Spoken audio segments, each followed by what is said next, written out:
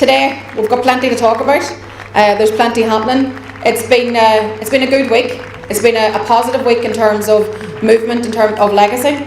We've seen the release of the Legacy Inquest funding, something that we have been campaigning for many years alongside victims and families and the representative groups.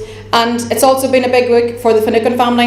And I've seen John coming in earlier, so I just want to say congratulations to the Finucane family for their steadfastness.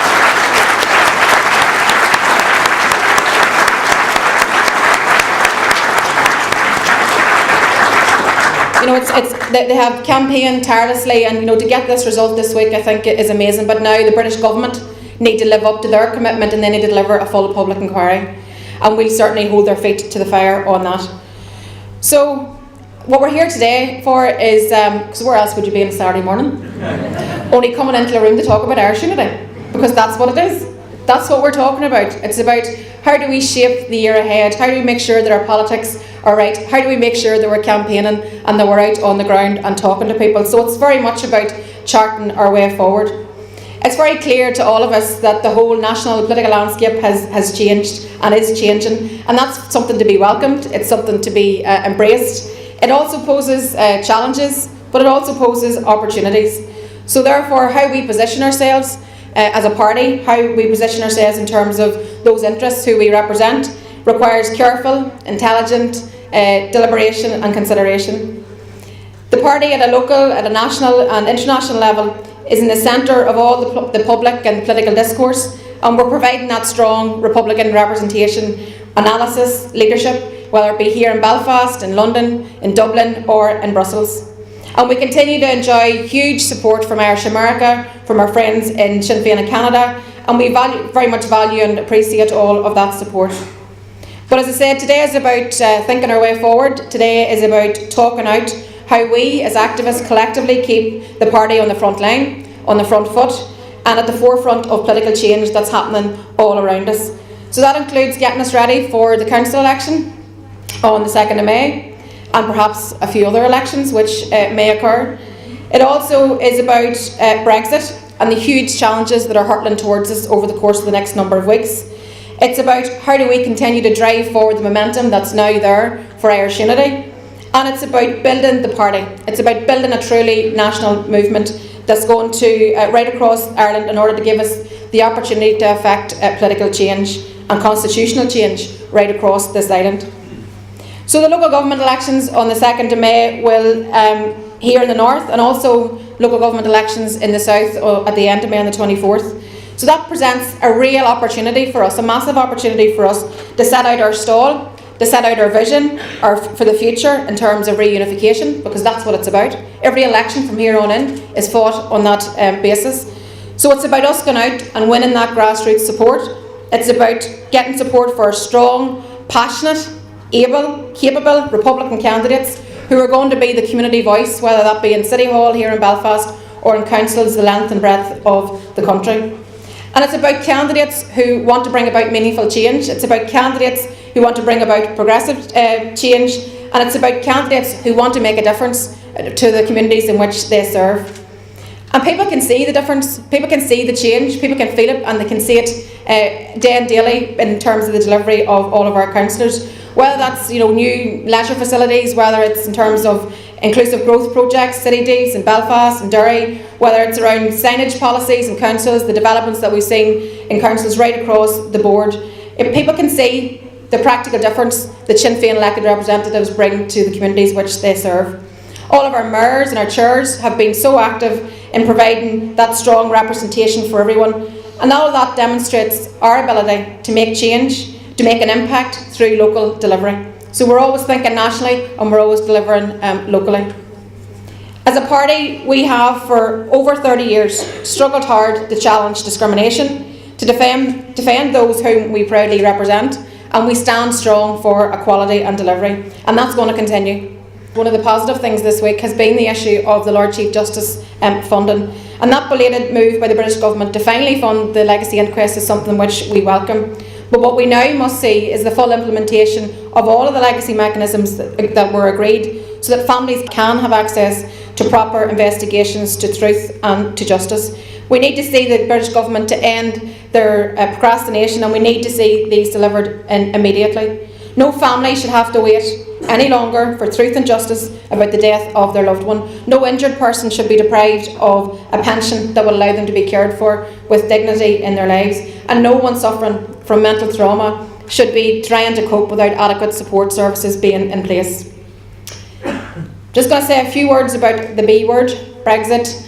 And I think that we know the realities. We know the current realities facing us in terms of Brexit. It's catastrophic, it's reckless, and it's being foisted upon us against our wishes. We were never a feature whenever the Tories conceived Brexit. They never took into account us, Ireland, and our peace process. At best, we were an afterthought in the minds of the Conservative Party and the British establishment. No thought was given to our peace process, to the Good Friday Agreement, or to the social and cultural fabric of our island, our economy, or the fact that we have an invisible border. That's why the people here voted against Brexit. And Brexit belongs to the Tory party and to the people of Britain. And if they wish to leave, we wish them the very, very best. But the Good Friday Agreement is ours, and we'll protect the Good Friday Agreement. We have worked with the other parties, the progressive parties in terms of Brexit, the SDLP and the Alliance and the Greens. And we represent the majority of people here, not the DUP. The DUP do not speak for us in this Brexit mess. We have been very successful in making our case and made it well for special status. We undertook a diplomatic offensive right across Europe, and all credit to Martina and the team for all the work that was done there. We lobbied extensively. It's actually ironic that the Good Friday Agreement is much better, and our peace process is much better understood in Europe than it is by this British government. And that's down to the testimony and the good work of Martina and her team going out and basically waxing lyrical about the Good Friday Agreement.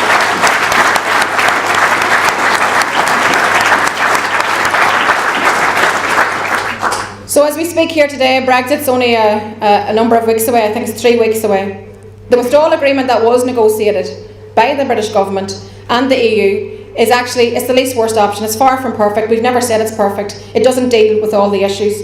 However, this British government spent a number of weeks coming here, speaking to business community, speaking to individuals, talking to people, convincing them of the withdrawal agreement, and then and Theresa May went and whipped her own party to vote against her deal, which she negotiated.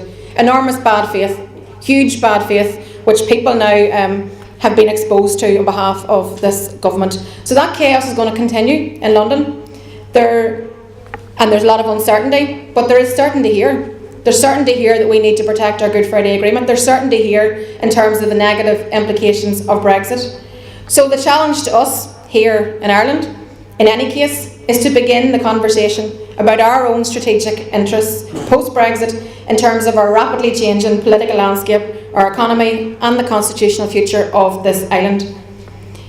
Back on the 29th of April in 2017, the European Union made a declaration regarding Ireland as part of the Brexit Article 50 negotiations. The Council agreed that on the north of Ireland's membership of the EU in the event of reunification with the rest of Ireland. So in the event of a successful unity referendum, the north automatically goes back into the EU.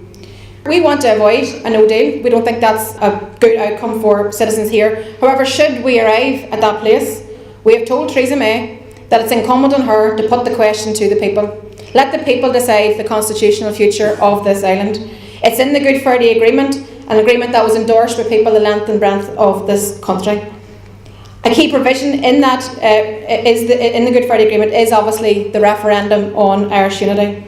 And far from being dismissed or hushed away, the Irish government would need to catch up. The Irish government would need to catch up and start planning now for Irish unity.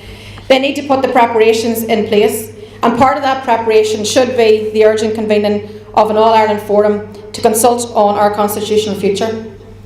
I believe as we stand here today and as we talk today that we are probably in the most defining period of our history since the Good Friday Agreement 21 years ago. And whilst others are huffing and puffing, we're actually here building, we're planning, we're talking about it. We're about changing the political, constitutional conditions and bringing about fundamental societal change right across this country. We're about transforming Ireland. This is our raison d'etre as a political movement, and I think it's time. Sometimes whenever you reflect on the pace of change, sometimes things can move very, very slow, but sometimes things can happen very, very quickly. And I think, case in point, is the fall of the Berlin Wall on the night of the 9th of November 1989. It symbolised the end of the Cold War and set in chain a number of events that would forever change the face of Europe. And as a direct consequence, Germany was unified within 1 year. That's how quickly things can move. So there's no room for complacency. We have to build our party into a mass movement, build alliances with other progressives in the trade union movement, civic society and with other parties. We have to be a credible political party which is fit for purpose, who can organise, who can deliver change to the people of Ireland, and we have to be appealing to the people of Ireland who want to give us their support. We're about asserting people's rights. We're up front in organising, asserting and advancing a rights-based agenda. This is really an historic time.